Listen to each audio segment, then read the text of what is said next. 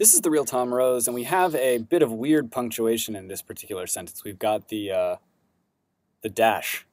Now, Piranhas, there's almost no rules about what a dash can do. So here's how I would think about it if you're on the SAT. In order to evaluate a sentence with a dash in it, what you should do is either the sentence must be correct as written if the dash were completely removed, right? So just take it, pretend like it doesn't exist, and read the sentence that way. Or you can substitute in any other piece of punctuation. So a dash could stand in for a comma, it could stand in for a semicolon or a colon. I find that on the SAT it most often stands in for a colon, and that's what it's doing here. A colon is usually used to precede a list. So here's the correct punctuation. Before a colon, you should have a complete clause, meaning a subject and a verb. We've got that here. We have piranhas, the subject, are. Piranhas are able to consume a large number of amounts of meat quickly. And then let's treat this as a colon, since it's being used to give examples. If it is a colon, what comes after the colon should be a list.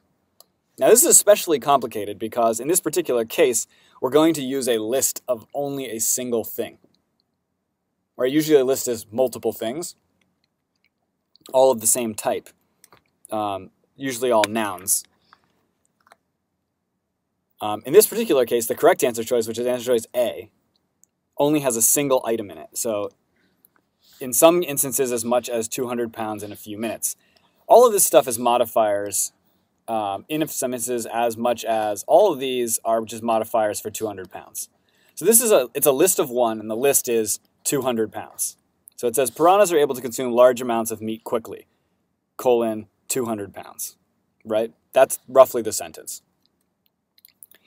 In some of these other ones, let's look at errors. So in the second answer choice, we have having. This is a verb.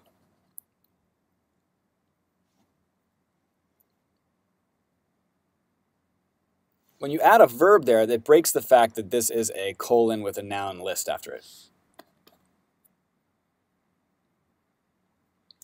Same thing with consuming. That's another verb. Here we go, consuming, there's a verb there. And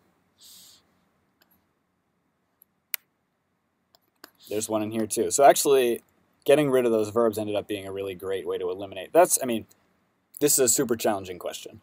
So if you didn't get it right, I actually wouldn't worry about it too much. This is a pretty rare piece of punctuation. The colon itself is pretty weird. The correct answer, however, is A.